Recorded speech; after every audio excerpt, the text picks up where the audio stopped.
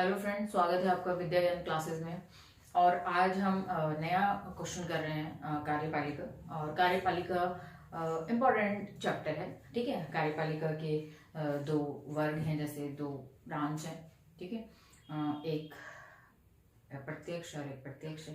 अप्रत्यक्ष में वो है जिसमें आपके नेतागण आते हैं, है ना, जो मंत्री परिषद आता है, आपका प्रधानमंत्री जी आते हैं, वो हैं। और एक है अधिकारी, है ना, जो आईएएस ऑफिसर्स होते हैं, जो आईपीएस हैं, जो इस सेवा में, सिविल सेवा में, वो आते हैं। प्रत्यक्ष और प्रत्यक्ष मैंने बताया था क्यों बोला गया है, क्योंकि वो 5 साल में उन्हें दोबारा चुनाव लड़ते हैं। और जो ये लोग हैं, इनकी सरकारी नौकरी होती है और ये 60 साल प्लस में 62 या 60 तक बने रहते हैं।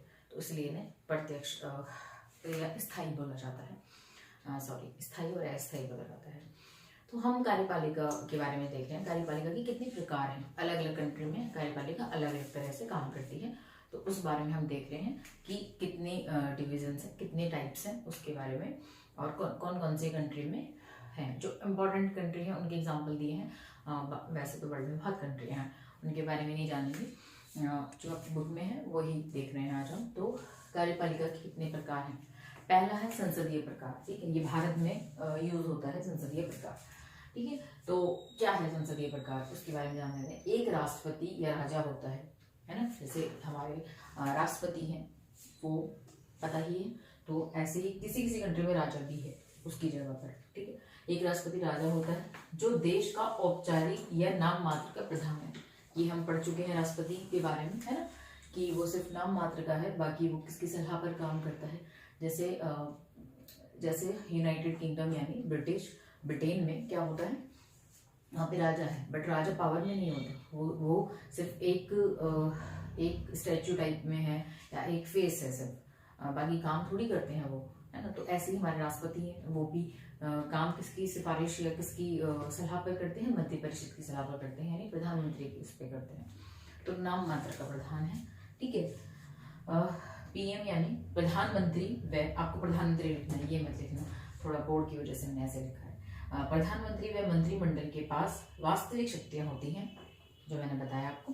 ठीक है, तो ये है संसदीय व्यवस्था। इसमें एग्जांपल्स हैं Bharat, United kingdom, Germany, Italy, Japan और पुर्तगाल, जहां पर ये व्यवस्था चल रही है। ठीक है, अर्ध अध्यक्षात्मक, इसमें क्या है, इसमें राष्ट्रपति देश का प्रधान है। ठीक है, तथा राष्ट्रपति द्वारा नियुक्त प्रधानमंत्री की सरकार होती है। ओके, तो ये है। अब अगर आपको थोड़ा समझ में आ रहा होगा, तो अब राष्ट्रपति एक तो देश का प्रधान है, ठीक है, और उसके द्वारा चुनी हुई सरकार है। तो एक तरह से देखा जाए तो सरकार भी किसकी है, राष्ट्रपति की है ना, उसने ही तो चुनी है। तो वो राज्य और देश दोनों का प्रधान होगी अगर देखा जाए तो। ठीक है, बट ऐसे लिखेंगे, तथा राष्ट्रपति द्वारा नियुक्त प्रधानमंत्री की सरकार होती है देश में। ठीक है, कहाँ पर है, फ्रांस और रूस में ये है। ओके, अध्यक्षात्मक। ठीक है, यहाँ पे क्या है, राष्ट्रपति राज्य व सरकार दोनों का प्रधान है। देश का भी है, राज्य मतलब देश है ना, देश का भी है और उसका भी है, जो सरकार है उसका भी प्रधान है, एक ही है, इसलिए अध्यक्षात्मक।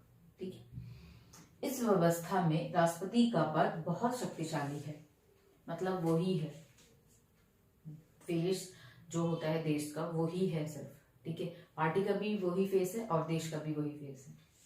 ओके, कौन से कहाँ पर है ये, एक तो अमेरिका, ठीक है, ब्राजील और दक्षिणी अमेरिका।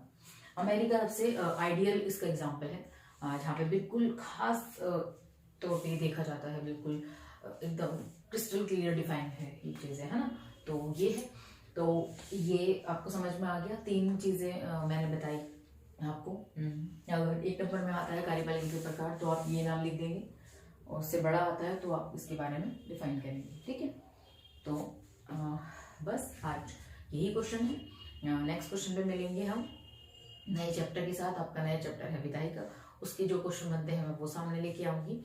तो तब तक के लिए take care, goodbye and पढ़ते रहिए।